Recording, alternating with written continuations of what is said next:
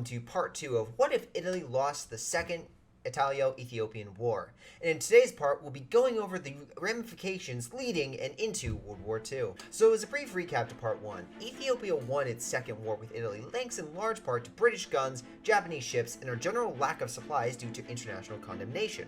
Mussolini has gone international after being booted from Italy after trying to keep power, allowing a divided government to form with a slight socialist majority. Due to this and a rivalry with the king, instability grips the Italian nation on the dawn of a world war as internal and external pressures pull the country in every direction. So about those external forces. While no direct action would be taken towards Italy after its fall and the rise of its socialist government, it would receive increased animosity from its new northern neighbor after the annexation of Austria. The nation? Germany. But as to why? Even hamstrung by more conservative members in the government, the socialist government in power in Italy would be an easy scapegoat for anti-communist propaganda, something the National Socialist German Workers' Party, or Nazis, were adamant in using at the time, especially towards the Soviet Union. Lastly, consider the point that the birthplace of fascism, Italy, fell to a non-fascist government and ousted its leader. Hitler and other fascist leaders would not be too fond of such a country. So does this mean Italy favors France and Britain? Well, it's complicated. Italy would probably strive for closer relations with France, but keep in mind that Britain's actions in the Ethiopian War were one of the key factors in ensuring its loss. While newly elected politicians may express openness to working with the nations privately, the people of Italy would be opposed. Coupled with the banning of the Communist Party in France in the late 1930s, which would agitate the extreme left in Italy, the Italian nation would find itself in friendly but isolated relations with most of Europe, including the Soviet Union due to internal resentment of conservative elements. That is, until the Molotov-Ribbentrop Pact. With the pact underway, many in Italy would feel the threat of invasion had passed, especially with Germany's invasion of Poland. With their northern neighbor tied up with a war with France and Britain, many doubt that the war could come to Italy's doorsteps. The general feeling of avoiding a crisis keeps spirits high, until France falls and Germany turns its full attention to Italy a year later. Now I can hear many of you questioning why Germany would feel threatened or even want to invade Italy. Wasting resources invading Italy would be insane with Britain's refusal to surrender in the upcoming invasion of the Soviet Union, which would happen eventually. In fact, it is the very fear of communism, the idea of an ideological knife aimed at the heart or the underbelly of Germany, that forces the fascist nation's hand. So early in 1941, Germany invades Italy to reinstall Italy's rightful government, aka Mussolini, a fascist dictator that Hitler may not like, but would rather see in charge of the nation. From the German viewpoint, this war would be decisive for a number of factors. A, they decisively beat France just a year prior. What could Italy, a nation that has undergone far more strife in the past few years, possibly do to the German war machine? And B, this whole reputation of Italy would come down to losing to the Japanese on the land and then being thrown out of East Africa. Think of the Soviet Union after the invasion of Finland. Except for better thing, instead of the black eye the Soviets got from the Finns, imagine if the Finns won the war, how traumatized the nation would be. With this superiority in mind, German forces pushed through the northern part of the country with ease, German tanks easily defeating their Italian counterparts. But as they drive further into the Italian peninsula, the Germans strike a defensive line of British and Italian troops. The Italians were prepared. For those that may be unaware, British intelligence early on into World War II had cracked the German Enigma codes, and in our own timeline, they knew about the invasion of the Soviet Union well in advance of its date, or at least they knew that there was going to be aggression or military action in the East.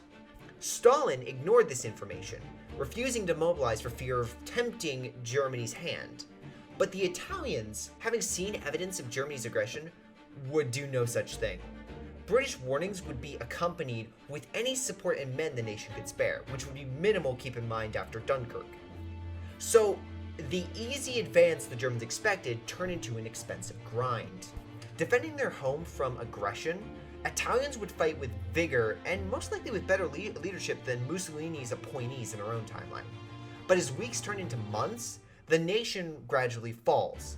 Italian forces are forced to retreat off the continent of Europe, taking position on Sicily, where the Germans take a breath after an exhaustive campaign through the peninsula. Sure, they won, but the lack of war supplies secured in the invasion, coupled with the far higher than expected losses, shocked the German command.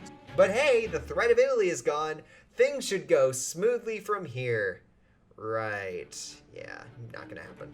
Excluding Italy's invasion, most of Eastern Europe would fall among similar alliances as it did in our own timeline. Hungary, Bulgaria, and Romania would move to join Germany for the hope of territorial gains, political, or economic reasons. One exception to this would be Greece, who do not have to fear the Italian invasion as they did in our own timeline. Ioannis Metaxas, Greece's nationalist leader at the time, would most likely see Germany as the better choice than Britain.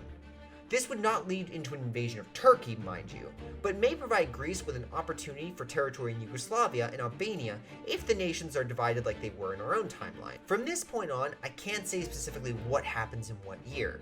Would Germany invade the Soviet Union after taking heavy losses in Italy, or bide its time a year? To this, I don't know. What I do know is that any invasion would be with a weaker Germany attacking the Soviet Union without an ally, as it did in our own timeline. Germany, in fact, in this timeline probably wouldn't ally itself with Japan, seeing as that a cause to Mussolini's removal and the fascist Italy's fall. So whether Stalin mobilizes his army after watching Italy, a socialist nation, getting invaded and puppeted, really doesn't matter. What does is American politics. After helping out Ethiopia, Japan would descend into the quagmire that is China.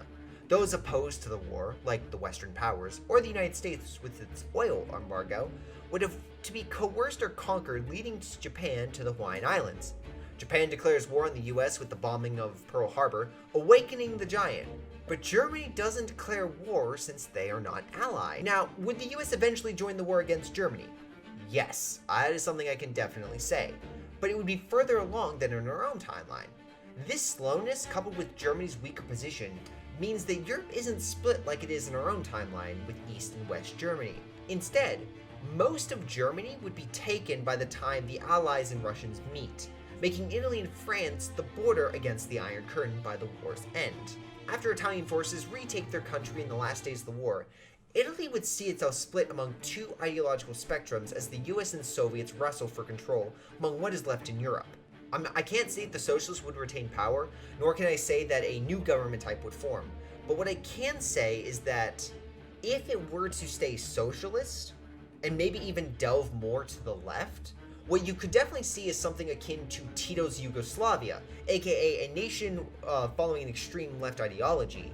Possibly, in this case, if Italy were to go more communist, but one that still accepts help from the Western powers. Now, if you notice, there's one nation I've left out of this whole video, and that is Ethiopia. And that's mainly because without Italy's involvement on the side of the Axis, controlling the territory it did in Africa, you would not see the conflict move over to the continent. You could see naval engagements, possibly from submarines, occur in the Mediterranean, the Atlantic. Obviously, there'd be things in Asia and the Pacific, but Africa would be spared any of the conflict and bloodshed that is occurring during the time frame.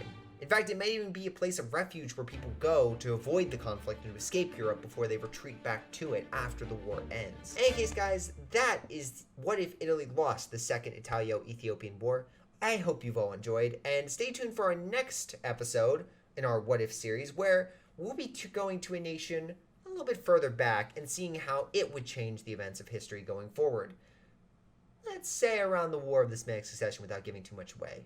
But in any case, thank you all for watching, and I will see you all next time. Later. Wait a second, before you guys go, I have a couple people I need to give a shout out to because they are so amazing, awesome, and just really supportive of my content. Those people include Milam, Ace, WhiteHotD, Josh, Folkvard, Javi, Jfoe, Joey, jrchicklis, Little Koosh, Mustaach, Onlyplayapples, Pyroshark, Streakingwookie, GTA, Jakub, and Kevin Gao. Thank you guys so much for your incredible support. You guys are amazing. This has been Greyshot17, and I'll see you guys next time.